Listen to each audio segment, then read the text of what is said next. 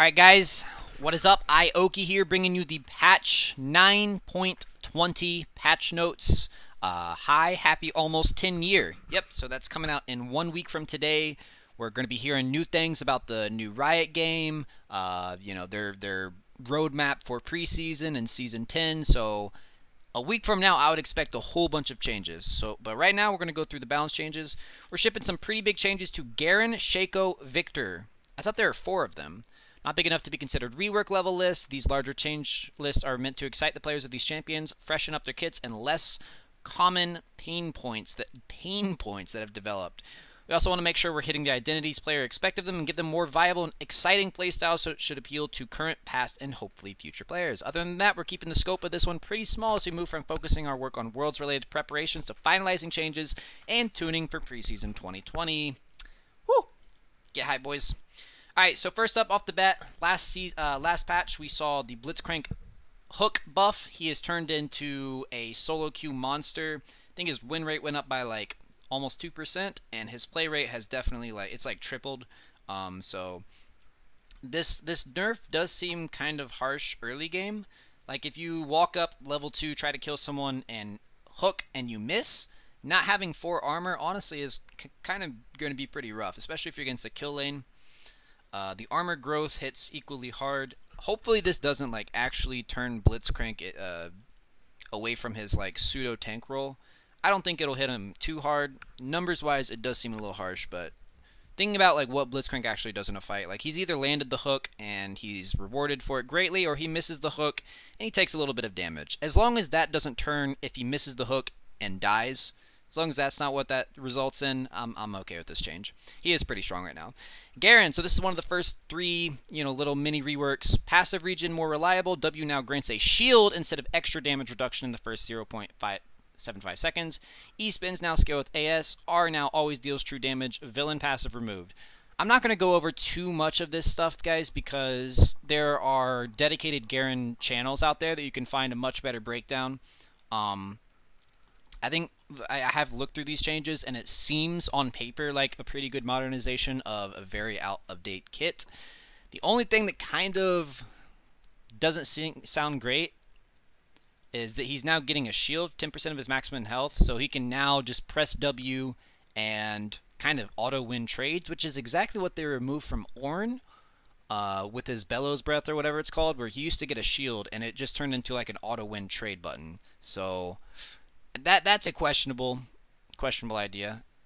Ivern, now a ranged champion. W no longer increases attack range. This is really weird. I've seen video of this, and it looks incredibly awkward to kite around with Ivern. No, this isn't turning him into an ADC. No, he's not going to be a mid laner now.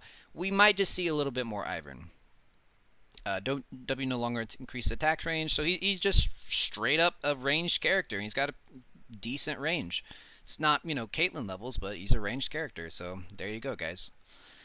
Lissandra, passive and W damage ratios increased. We're sharpening her niche as a bursty, engaged mage while trying not to impact her pro-leaning power. So, less than 2 armor added. Scales a lot better now. Scales a lot better now. Sketchy, because if this brings back Aftershock Lissandra, I'm not going to be happy. Support Ivern now? Maybe. Guys, let me know in the comments if you want to see some support Ivern. Could be juicy. Pantheon, Q base damage decreased later. Pantheon remains a top tier pick in more skilled games. We're decreasing some of the easy game damage as it's more impactful in higher skill ranked games. Also a bug fix. Yeah, it's only 20 damage. I'm totally fine with that. That's good. Kiana, Q-base damage decreased early. We're hitting Kiana's trade damage, especially after she levels 3, since it is deceptively high, making her oppressive in the early game. God bless.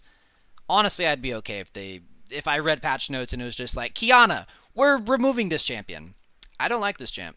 She seems completely unreadable. She doesn't seem like she has healthy trading patterns. It's really her buffer where she can dash out. Let's say I'm playing Leona and I E to her, and then I drop my QR where I've caught her, but she's buffered her dash. It seems way too lenient. That's what I would like to see them trade, or that's what I would like to see them nerf. Really not a fan of Kiana. Shaco, W boxes are now AoE, more early game damage, less late game damage. Shaco's playstyle and identity have both changed considerably post-rework, and the gameplay gains have been dubious at best. He should feel empowered to interact with enemies, especially in the early game, but struggles to do so. With these changes, we're aiming to round out the amount of damage he deals throughout the game instead of having his damage centered around his late game one-shot potential. Yeah, I've always heard people refer to Shaco as like a early game champion. He's really not. He's I don't know about after these changes. I'm guessing he might be an early game champion after these changes, but he's really not an early game champ at all. Additionally, we want to support both the more common AD and the more niche AP Shaco builds as meaningfully different playstyles. So we've changed E's damage type and moved some ratios around to encourage each build to play differently around their abilities. So this is cool. This actually kind of like legitimizes AP Shaco.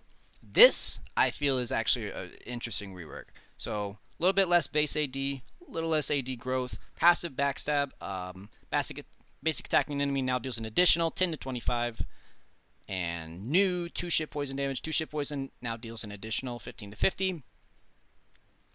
I'm not going to go through all these because, again, there's a ton of Shaco one-trick channels that will go into depth and say, you know, this is going to be the build if you want to play AD, this is going to be the build if you want to play AP. But I do think this kind of legitimizes AP Shaco, maybe even as like a tricky poke all-in support. So this might be interesting from the support side of things.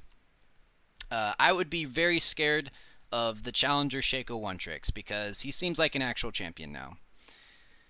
Moving on, Sona. Sona, it's been so long since we've seen you. Where have you been in patch notes? Quality of life change for the baby girl. That's just condescending. They nerfed her to hell and back, and then they call her baby girl.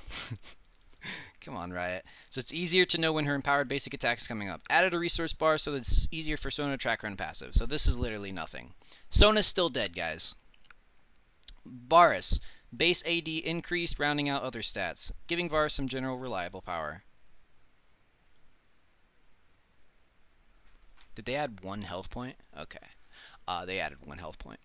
This isn't going to be a big change. I personally think Varus doesn't need a buff. I do know 2 Varus players, and they seem to think he's totally fine. So, but Victor Q no longer scales with. This is another one where there's Victor channels out there that you can, if you really want to get into this stuff. I think the biggest change is this stuff right here. Chaos Storm will continue chasing champions even after Victor dies. Chaos Storm can now move over terrain. So it's basically just the ultimate, right? Direct hits slows enemies by 20% for 1 second.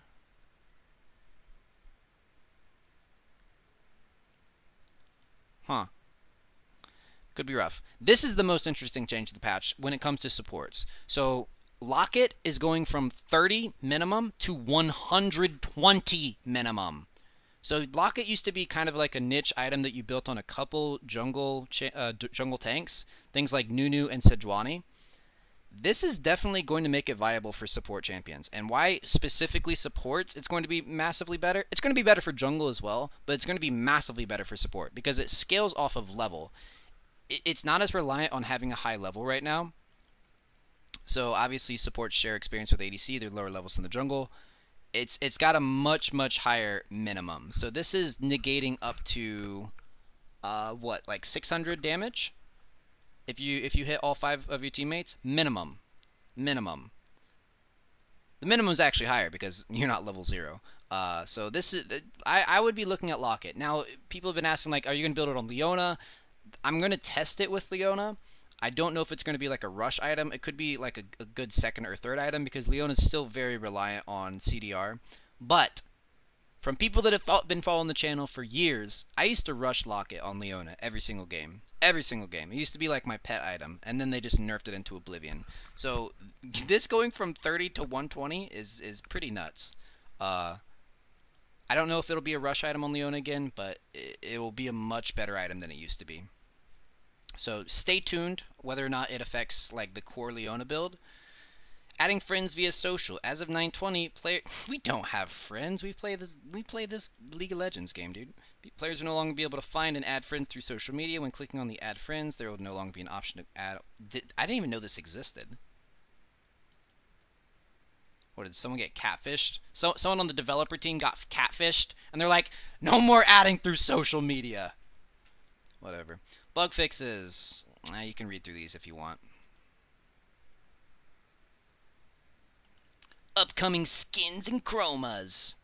High Noon Ash, High Noon Darius, High Noon Hecarim.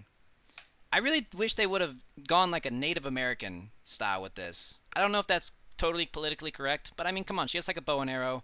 High Noon is supposed to be like a Cowboys theme. Cowboys and Indians, come on. But the skin is still cool. It's still a great skin. I just wish they would have like gone full Pocahontas with it.